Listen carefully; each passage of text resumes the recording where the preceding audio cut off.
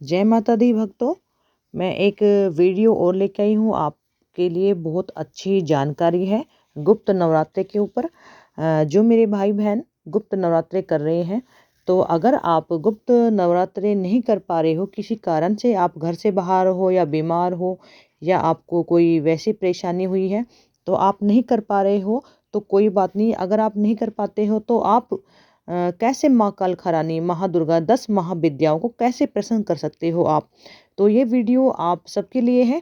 आप पूरी वीडियो देखें, स्किप ना करें। आपके लिए बनाई है मैंने ये वीडियो, बहुत अच्छी है।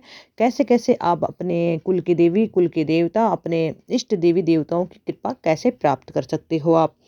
तो इस वीडियो को स्किप ना करें भक्तों, आप अच्छे से देखें और सुने इस वीडियो को, तो आपको पूरी जानकारी प्राप्त होगी और आप भी लाभ उठा सकते हो गुप्त नवरात्रे का।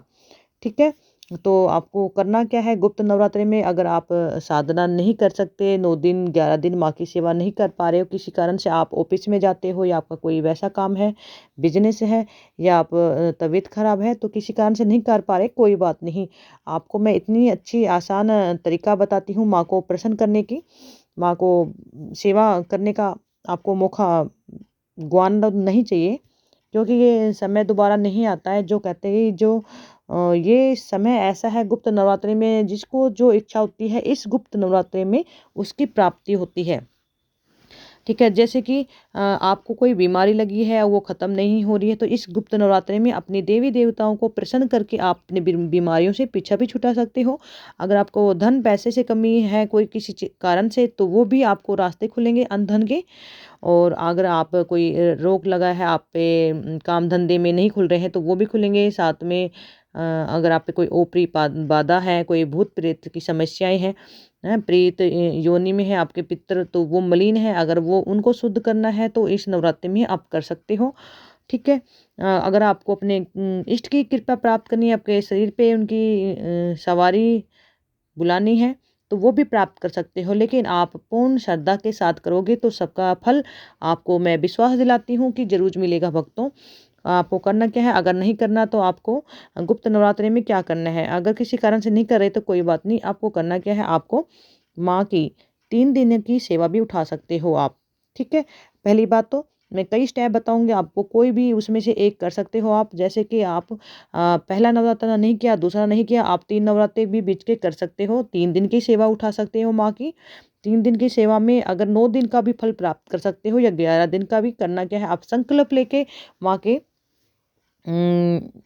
जैसे आपने क्या 21,000 का संकल्प ले लिया। अगर आप ड्यूटी जाते हो या किसी कारण से नहीं कर, रात के समय आप बैठ के, सबके पास रात का समय होता है, आप रात को बैठ के माँ के मंत्र का जाप कर सकते हो। ठीक है। मंत्र जाप कर सकते हो आप। और दीपक सुबह शाम लगा सकते हो। अगर आप अखंड दीपक की सेवा नहीं कर पा रहे हो तो आप सुबह शाम दीपक लगा के भी माँ की सेवा कर सकते हैं और उनका नाम जाप कर सकते हैं। ठीक है। उसके बाद में दूसरा होता है कि आप 9 के 9 दिन, आप 9 के 9 दिन माँ दुर्गा को या 10 महाविद्याओं के अपने इष्ट को, उनको पान का भोग जरूर दें आप। पान का जो भोग होता है उनको बहुत प्रिय होता है पान का भोग। पान के पत्ते पे आपको बाजार से खरीदना है, पान का पत्ता लाना है, साफ करना है, गंगा जल डाल के उसको अच्छे से।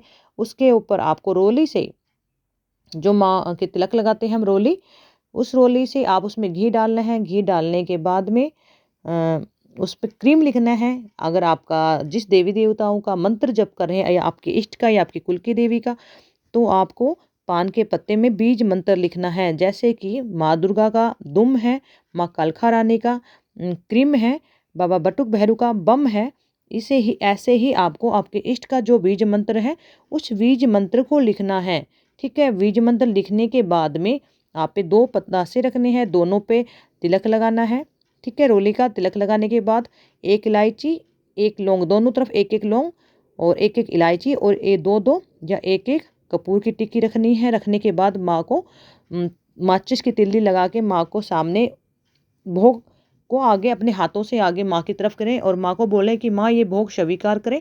तो माँ तुरंत प्रसन्न होती हैं। माँ का प्रिय भोग है पतासे, और उनका पान के पत्ते पे। ठीक है, तो ये माँ को आप 9 दिन दे सकते हैं, माँ बहुत जल्दी प्रसन्न होती हैं।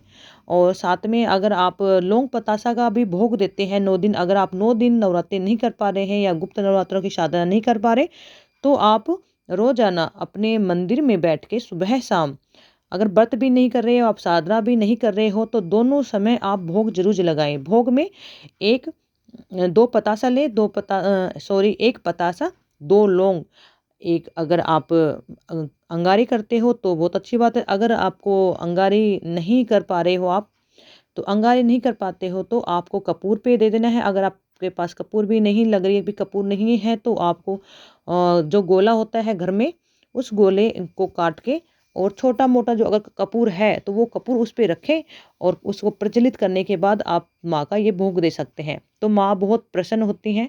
अगर आप गुप्त नवरात्र की साधना नहीं कर पाते हो, सेवा नहीं कर पा रहे हो माँ की, तो आप भोग भी लगाएं 9 या 11 दिन तक, तो माँ बहुत जल्दी प्रसन्न होंगी, आशीर्वाद देंगी आपको। पूर्ण प्रसन्न होती है माँ जब अपने बच्चे को आशीर्वाद देती है, जब माँ बच्चे माँ के प्रिय हो जाते हैं, जब माँ उनकी सेवा करते हैं हम। ठीक है, तो आप ऐसे भी कर सकते हैं।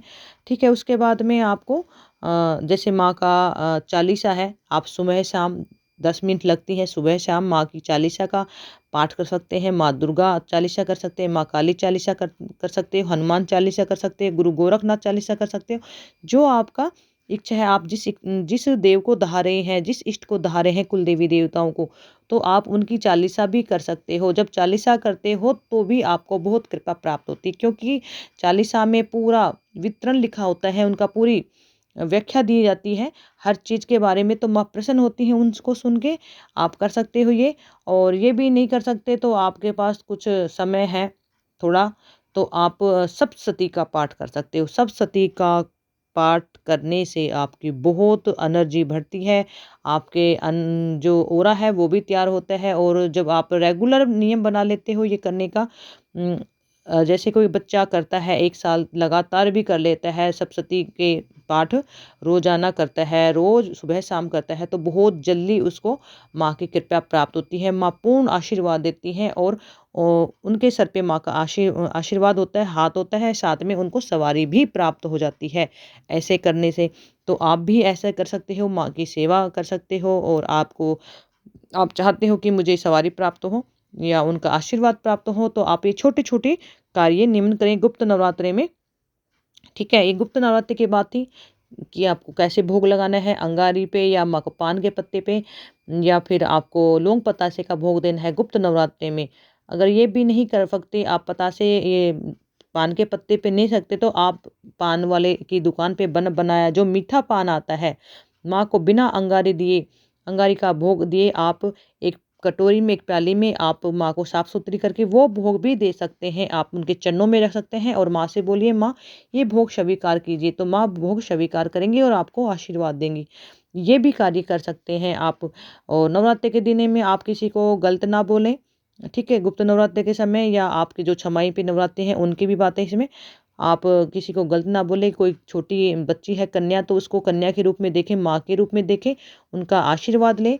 ठीक है, और उनको हो सकता है आपके घर में ही है तो आप उनको खाना भी खिलाएं।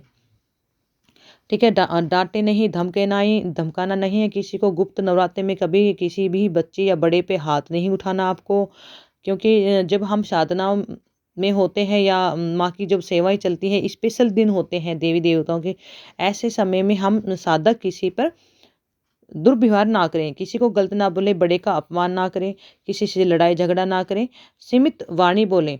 ठीक है, संयम वाणी बोले, किसी को गलत ना बोले और माता बहनाओं का सम्मान करें। तो इससे हमारे देवी देवताएं बहुत प्रसन्न होते हैं, हमारे कुल की देवी देवताएं, हमारे इष्ट बहुत प्रसन्न होते हैं। ऐसे जब हम गुण धारण कर लेते हैं तो वो हम पे प्रसन्न होते हैं। इसलिए बोला जाता है कि ऐसे स्पेशल दिनों में किसी को हम गलत ना बोलें, किसी को पीटे ना, बच्चे को थप्पड़ भी ना लगाएं, गलती से भी आप किसी पर हाथ ना उठाएं।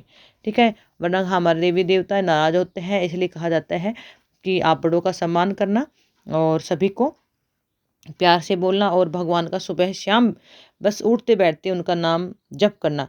तो गुप्त नवरात्रि में बहुत आपको कृपाएं मिलेंगी। गुप्त नवरात्रों की बहुत महत्वता है। ठीक है, एक साधना करने वाले के लिए बहुत ही अमृत तुल्य दिन होते हैं ये, ठीक है।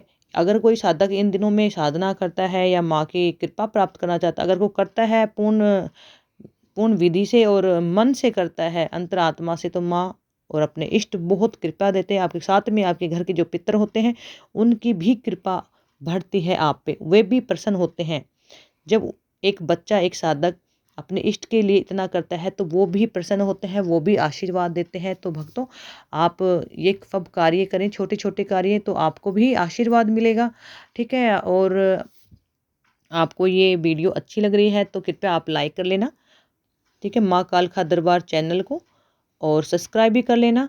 और अगर आपका कोई आप किसी भी विषय में जानकारी चाहते हो आध्यात्मिक लाइन से, कि मेरे को इस चीज़ की वीडियो चाहिए दी, तो आप कमेंट में डाल सकते हैं, मैं आपके लिए वो वीडियो ज़रूर बनाऊंगी, ठीक है। तो सभी को जय माता दी, अगले मिलते हैं वीडियो में। जय महारानी कालका महारानी।